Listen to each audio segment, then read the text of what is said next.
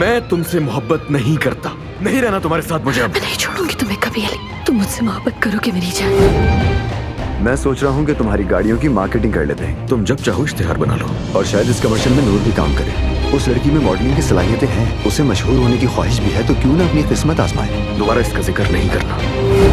कहाँ है वो आपकी बेशरम बेटी? मेरी शरीफ बेटी के लिए अब इस किस्म के अल्फाज क्यों निकाल रही है? आखिर किया क्या है उसने? मेरे शौहर की माशूका बनकर पूरे शहर में घूम रही है। मेरी बच्ची, ये तुम्हें क्या हुआ? अगर मैंने उस ज्वेलरी स्टोर से उस ब्रोच की नकल तलाश ना की होती तो तुम्हारा क्या हाल होता साहिब? आपने अलमास को मेरी वजह से बचाया था। माफी मांगो फौरन। कल अपना सारा सामान समेट कर सब हेडक्वार्टर वापस जाओ। तुम्हारा यहाँ रहना बिल्कुल भी मुनासिब नहीं और इस बात का अच्छी तरह अंदाजा है तुम्हें भी। अब आपकी महारत देखते हैं आयतुल साहिबा। अली साहब वापस सर्वेंट क्वार्टर जाने का कह रहे हैं मुझे। ये मोहब्बत बदुआ